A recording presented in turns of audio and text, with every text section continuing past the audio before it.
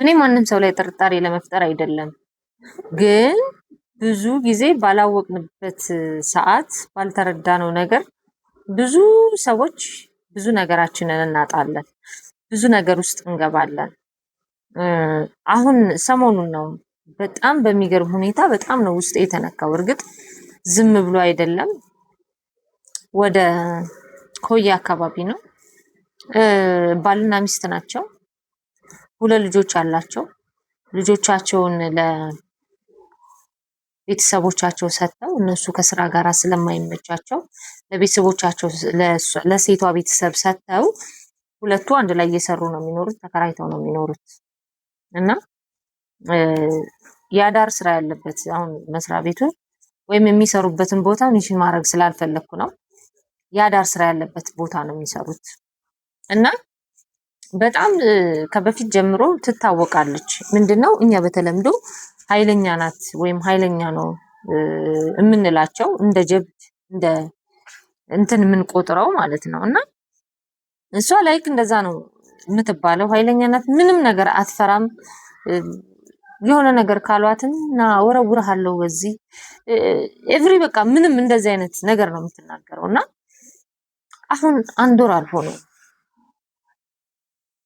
ከአድረው መጥተው ከሚሰሩበት መስሪያ ቤት ባልና ሚስት አድረው መጥተው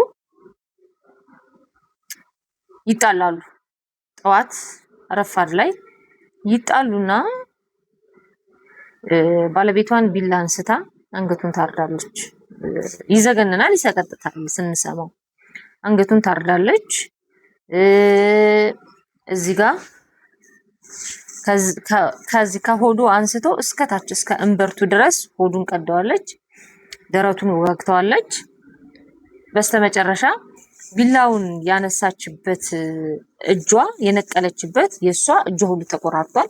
መጨረሻ ላይ ራሷን፣ ጡቷን፣ ሆዷን አካባቢ ወጋግታ አንጀቷ ተዘርግፎ ቤቱን ዘግተው ነው እንደዚህ የሚኮነው። እና ትደውላለች እንደምንም ብላ የሞት ሞቷን ደሟ እየፈሰሰ ትደውልና ኦልሬዲ ባለቤቴን ገድየዋለሁ፣ ነገር ግን እኔ ልሞት ነው ልጆቼን አደራ ለማለት ነው ብላ ለአንዷ ለጎረቤት ስትደውል እዛ ያለው የብሎካቸው ኮሚቴ ኮንዶሚኒየም ውስጥ ነው የሚኖሩት።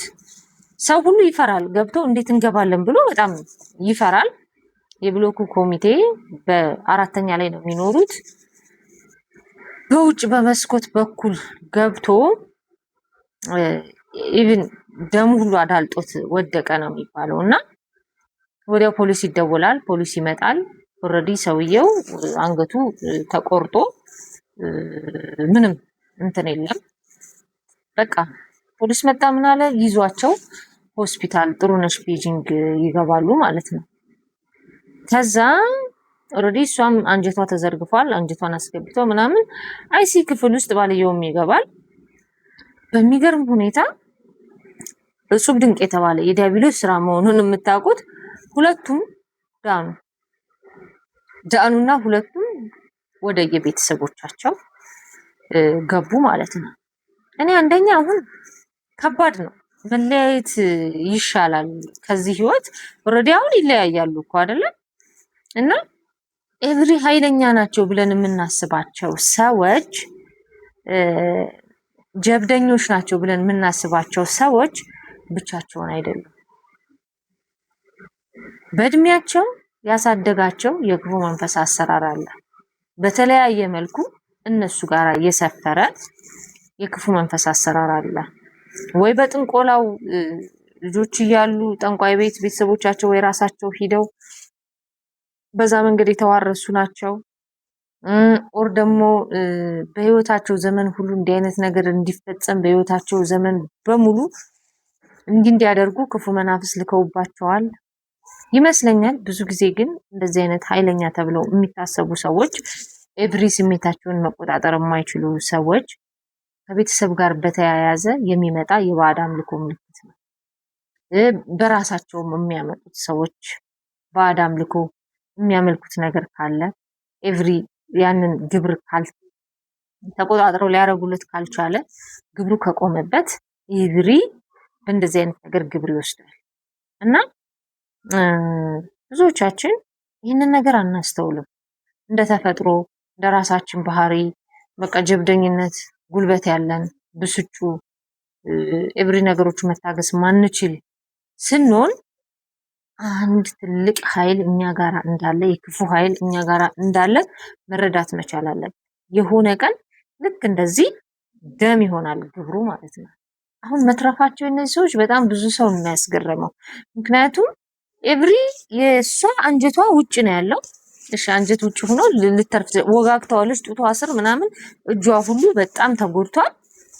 ሰውየው ደግሞ ኦር በቃ ተበጥሶ ቱቦ ሁሉ ተላቋል ነው ያየው ሰው ሲናገር ማለት ነው ቃሉን ሲሰጥና ኤቭሪ እንደዚህ ሆነው በህይወት መኖራቸው እጅግ በጣም የሚገርም ነው። የዲያብሎስ አሰራር ክፉ ስራው በሰዎች ላይ ደም ማፍሰስ፣ የሰዎችን ደም አፍስሶ ግብሩን መውሰድ ስለሆነ ስራው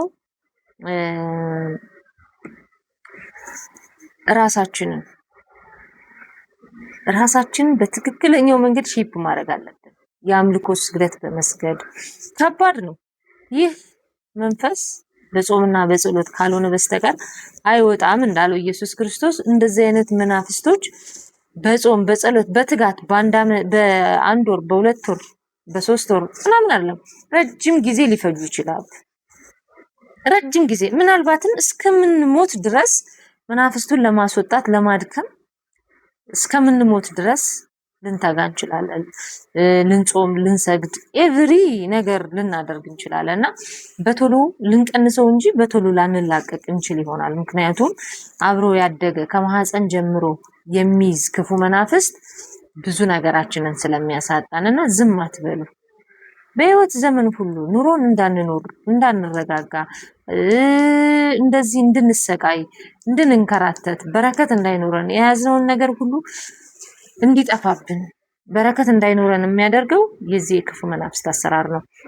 እንደውም ከታሪካቸው ስሰማ ቤት ነበራቸው እና ቤት አጋጣሚ ፈረሰባቸው በተለያየ መንገድ። አሁን ባለው ሁኔታ ፈረሰና የመጀመሪያ ባለቤቷ እንሽጠው ብለው ወደ 7 ሚሊዮን ተለምነው ነበረ። ቤቱን ግን ሚስትየው አይሆንም ብላ ከዛ በኋላ ቤቱ ስለፈረሰ እሱም ሁሌ እንደመጨቃጨቂያ ይሆናቸው ነበር። አያችሁ ኤቭሪ ነገር ዲያብሎስ የራሱን መንገድ ያስተካክላል፣ የራሱን መንገድ ያዘጋጃል። ምክንያቱም ነገ ሊሰራው የሚችለውን እቅዱንና አላማውን ያውቃል። ሁለቱን አጋሉ ልጆቹን ያላባት ያለ እናት ያስቀራል፣ አንደኛውን ወደ ሲኦል ይማርካል ማለት ነውና በጣም እጅግ ከባድ ያዘንኩበት ታሪክ ነው። ብዙዎቻችን ራሳችንን እንግታ። ከጾም ከጸሎት ከአምልኮ ስግደት ግዴታ መውጣት የለብንም። አለበለዚያ ግን ይሄ ክፉ መንፈስ ይሄ ክፉ ሰይጣን ሁሌም እንዳሳደደን የሚውጠውን እንደሚፈልግ አንበሳ በዙሪያችን እያገሳ ሁሌም ያስጨንቀናልና ፕሊስ ሁላችንም በጾም በጸሎት እንትጋ፣ በንስሐ እንመለስ። አለበለዚያ በተለያየ መልኩ ራሳችንን እንድናጠፋ የሚላክብን መንፈስ አለ። ራሱን አጥፋ ተብሎ የሚላክ መንፈስ አለ። ተስፋ እንድንቆርጥ ራሳችን እንድናጠፋ አብሮ ያሳደገን ክፉ መናፍስት በቤተሰቦቻችን እንዳልኩት በራሳችንን መንገድ የመጡ ክፉ መናፍስት ራሳችንን እንድናጠፋ የብዙ ነገር ጥርቅም ሆኖ ደምሮ ካልኩሌት አድርጎ ውጤቱን እኛን በማሳነቅ እኛን በመግደል ራሳችን ላይ እርምጃ እንድንወስድ በማድረግ ወደ ሲኦል መማረክ ነው ስራውና ፕሊስ መንቃት አለብን። ተስፋ ሳንቆርጥ እንደዛም እያደረግን እኮ ብዙ ነገሮች ሊገጥሙን ይችል ይሆናል፣ ግን እግዚአብሔር እንደ ፍሬን ይሆነናል። እውነት እንደ ፍሬን አድርጎ ነገራችንን ያስቆመዋል እንጂ ጾመን ሰግደን ጸልየን ኤቭሪ የአምልኮ ስግደት ሁሉ እያደረግን እየተጋን ሞቱን ይዋጋናል። ተስፋ እንድንቆርጥና ፕሊስ ሁላችንም ወደዚህ ወደ ጾም ጸሎት ስግደታችን እንግባ። መፍትሄው እሱ ብቻ ነው። አለበለዚያ ይጫወትብናል። ምንም ጥያቄ የለውም። ቴንክ ዩ